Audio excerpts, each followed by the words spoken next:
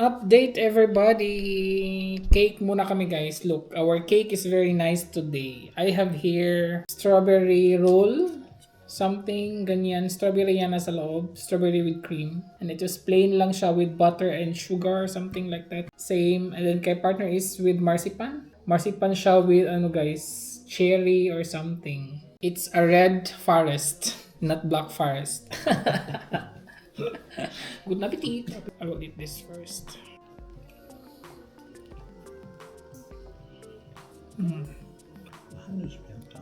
Lekker. It's 2 p.m. na guys.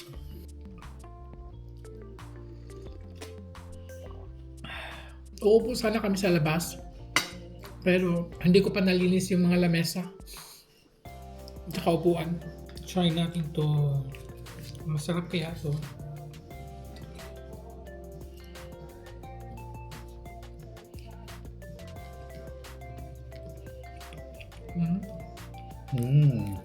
Very good.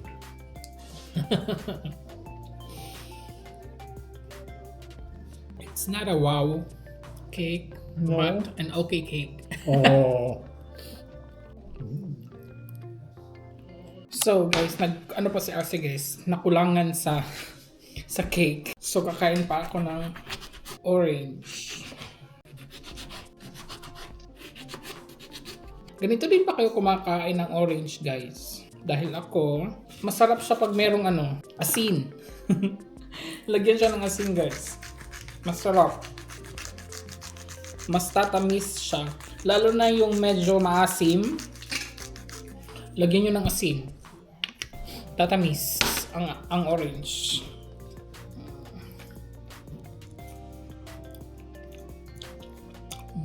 Sarap.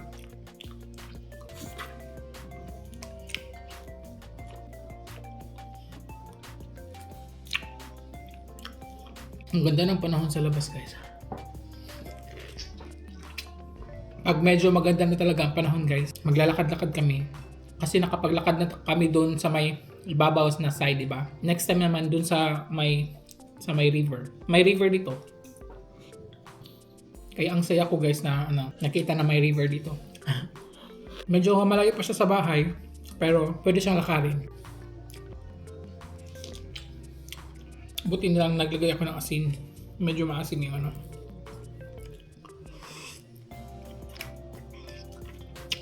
So guys, before ko makalimutan, kailangan ko pala to siyang yung parmesan cheese.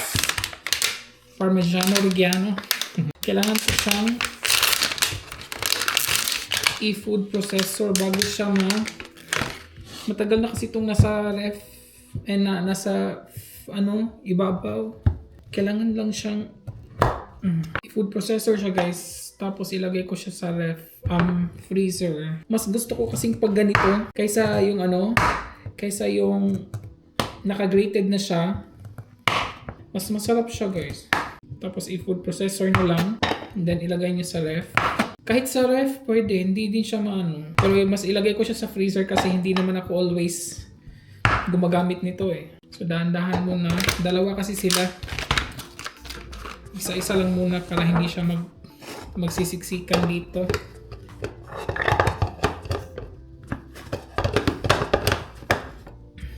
Magluluto na sana ako ng isda pero maaga pa siya guys. Gusto ko kasi yung isda, pagkain crunchy talaga, di ba?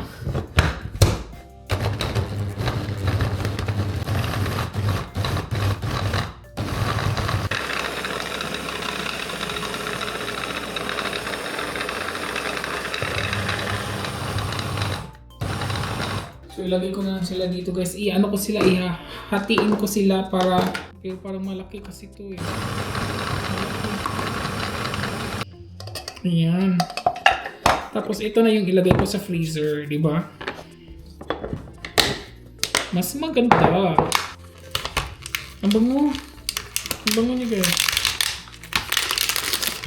Ang sarap nito ilagay sa guys, mga pasta, spaghetti, mga ganun. Ayaw ko itong gamitin kasi malaki.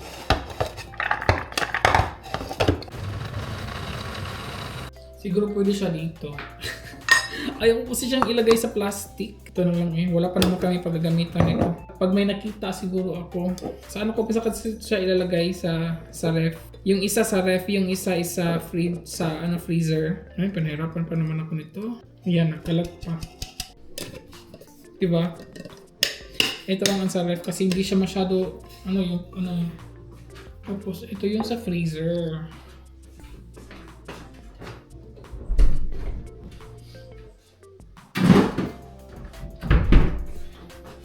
So maghugas lang muna ako guys. Hugasan ko lang to. Guys, kailangan na nating magprito na ako ng isda. Kasi hapon na, it's almost 5 p.m. Diba dito tayo sa labas magluluto. Oh my god. Sana wait lang guys, magano lang ako. Prepare ko lang.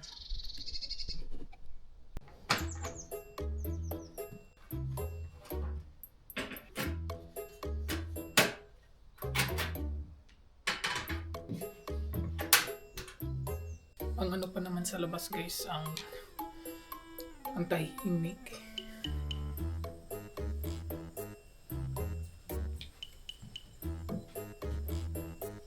Tingnan nyo yung hinugasan ko na to kanina guys, yung isda.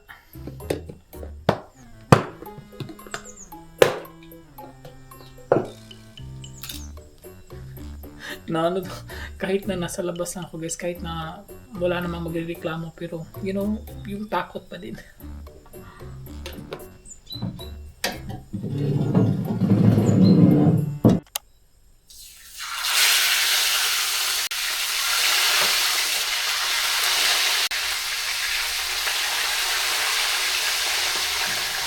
Ayan na. Diba? So, ayan ang ating video for today. Actually guys, tingnan nyo. Ang daming mga dahon and look guys, wala na yung mga panggatong namin. Naubos na siya. Pero meron pa kaming nandun sa harap. And kakalinis ko lang guys and may mga dahon na naman kasi ang daming dahon dyan. Yan, yung mga dahon na yan is from sa apple na yan. Pag bukas guys, the same like this yung panahon, mas mag-dry na yung yung mga dahon. Kukunin ko sila para hindi na sila magpupunta dito sa dito sa terrace kasi ang pangit tignan, may mga dahon. Ayan, nakaka-excite naman guys.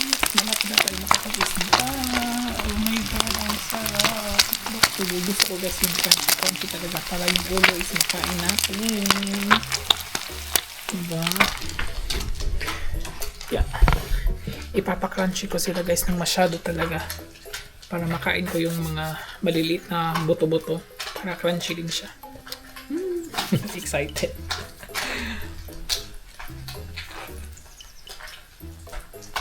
So i-ready na natin guys. Dumating na yung may dumating na naman na guys.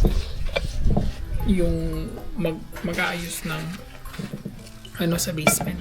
May tao sa harap. Sana hindi sila makabaho ng Oh my god. Oh my god, ang lakas ng hangin. Good luck sa makapag nito ng isda.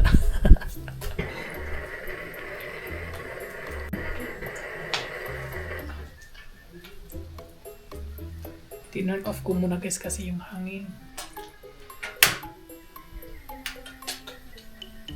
Ayan guys, tapos na siya. Tapos na ang first batch.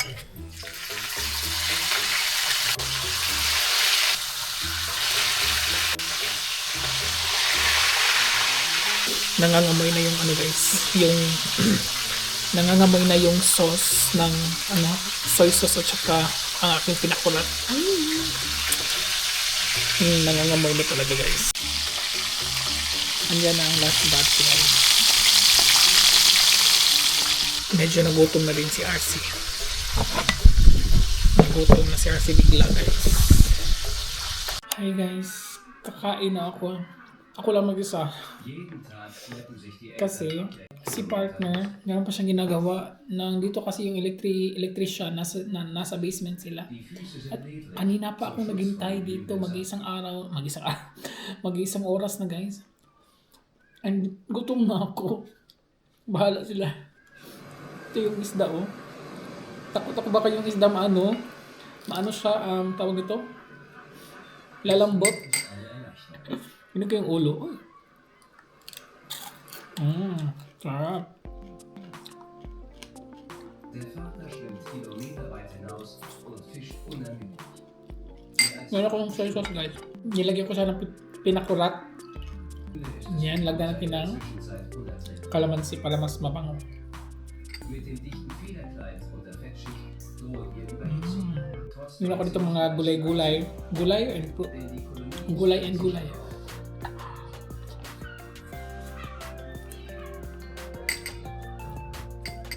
eine Dominikanerin.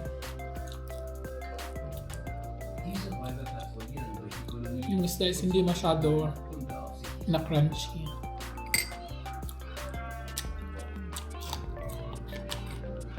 Solange die Mutter in der Nähe ist, tun sie nichts. Aber die Möwen lassen sie nicht zur Ruhe kommen. Die Bedrohung für ihre Typen ist jedoch die Küste. Die einzige Wasserquelle ist in der Nahrung, die ihre Eltern aus dem Meer holen. Ang sarap.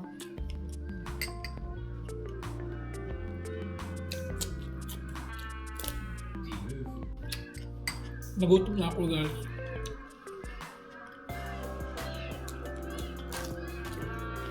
Sinabihan ko naman si partner guys, pag matagal talaga sila matapos doon sa baba, kakain na ako.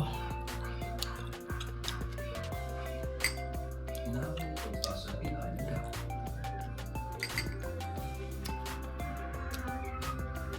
Hinter Tage werden sie sich noch durch die Wüste schleppen. Dann sind ihre Jungen und den Winter im Meer zu verbringen. Für ein Jahr. May mga Pinoy na hindi kumakain sa ganitong klaseng isda guys, di ba? Ano eh, Und Trost des Landes im Osten. kumakain lang ako nito pag ganito, prito. Eine ausgedörrte Welt. Naalala ko guys, Pioniere, die nung high school ako, nag-working student ako for 3 months. Tapos yung amo ko, nagpapabili sa akin ng mga ganito. Tapos niluluto siya with rice, papakain sa aso. Yes. Tapos iba yung pagkain namin, hindi ganito. Doon sa pinagtatrabahoan ko. Lulutuin pa talaga. Before ipakain sa aso. Diba? Yung ulo. Nagutom talaga ako eh. Amerika gibt es eines der besten Naturparadiese unserer Erde. Hier findet man extreme Landschaften und ungewöhnliche Tiere. Und an den stürmischen Küsten des Südpolars. Ang sarap ng ano ko guys. Yung pinakurat ko. Braucht es Mut und Sarap niya. für einen bietet die Gegend unglaubliche Möglichkeiten. Nagutom ako sa kakahintay nila. Pero yung kakainin partner is bread lang naman. So, walang problema. Kung ako ang mauna. Grabe. Ein männlicher Felsenpinguin hält Wacht über seine Nacht, darf sich das Küken nicht von der Stelle. Naano lang ako kasi baka pupunta sila dito sa taas. Tapos kumakain ako.